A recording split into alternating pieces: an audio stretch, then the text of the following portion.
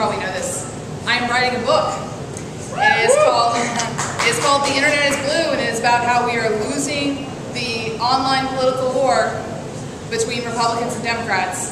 The Democrats are winning hands down with the numbers. So I want to give you some numbers that I found surprising, that some of you may have heard me talk about this because I've ranted about this in the past. The Harvard Institute of Politics, which let me say is not a conservative organization, put out some numbers about voters under the age of 30. Now, our party and many people assume that people under the age of 30 are all liberals, which makes us all a very rare breed here today.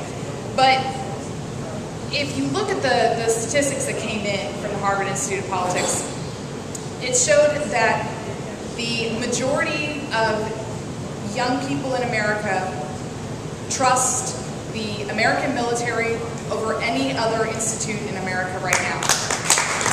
More than Congress, more than the United Nations, more than President Obama, they trust the military to do the right thing in a situation over anything else.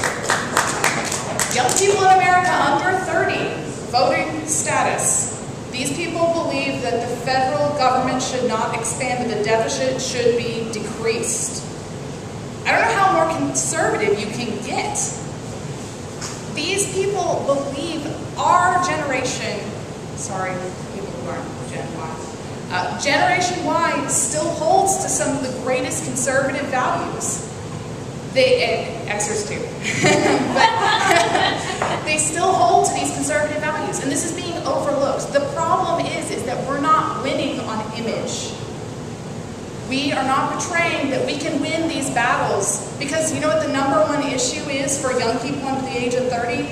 It's not healthcare, it's not even unemployment, which, by the way, more young people are concerned about than the baby boomers are, because guess what? We're getting hit by it a lot harder. A lot harder. The statistics in Dallas were that 50% of people under the age of 30 were unemployed last year. That means every other person you know, if you're under 30, didn't have a job. And if you think about it, you're probably going, yeah, that sounds about right, every other person. It's not even that. The #1 thing we want to see from political candidates is integrity. We want to see transparency of government and ethics in our candidates. This is something Republicans can win on. Why are we not running on this? Why are we not talking about how, guess what, when we get into office, we're not going to lie to you. What we say right now, we mean it, and we're going to follow through. This is the fundamental change we need in the party. We don't need to change our tactics or our message. We need to change where we look like we're actually going to do what we say. I don't know how hard that is to understand.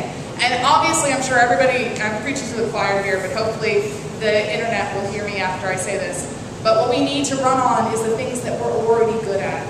We need to be talking about how we're going to follow through on our promises, and how we are the party of, not of change, but of getting back to the true basics of what everyone wants in a candidate. We want a candidate we can relate